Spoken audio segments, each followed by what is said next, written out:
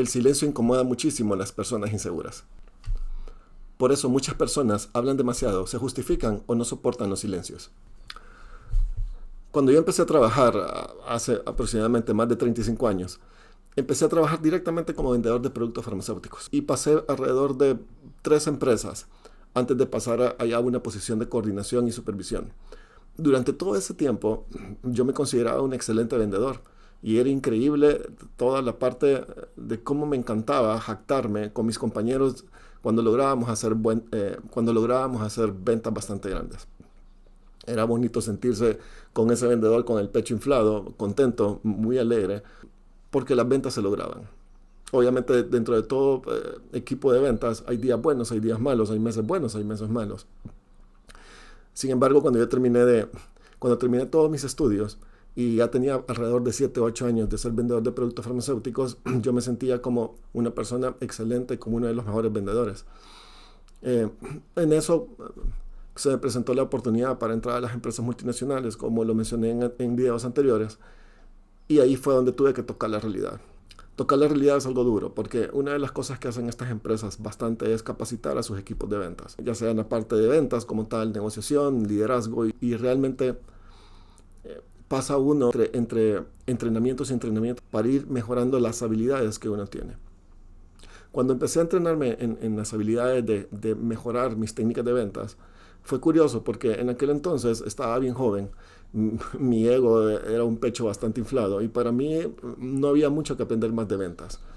Me consideraba un excelente vendedor, pero cuando empecé a recibir por primera vez las técnicas de ventas, me di cuenta de lo tan equivocado que estaba.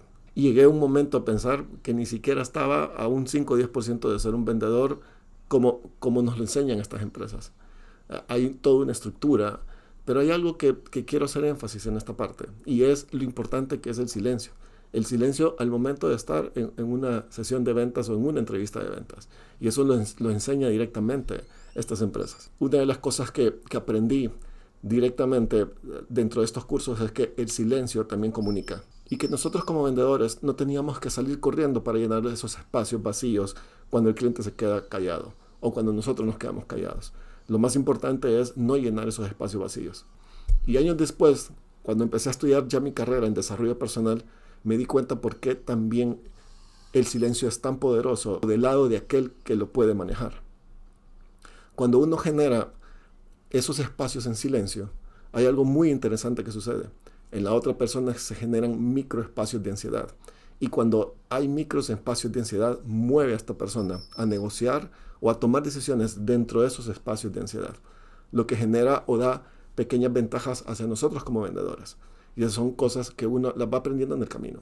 Y terminan negociando de esta forma, porque si tienen pequeños espacios de microansiedad, lo que necesitan es liberar esa tensión emocional. Muchas veces necesitan hablar, justificarse, explicar demasiado o dar información de más, porque simplemente el silencio los confronta. Y curiosamente las personas más seguras son las personas que mejor confrontan el silencio, porque no necesitan ni buscan la aprobación inmediata. Quien controla la ansiedad, controla mejor la conversación.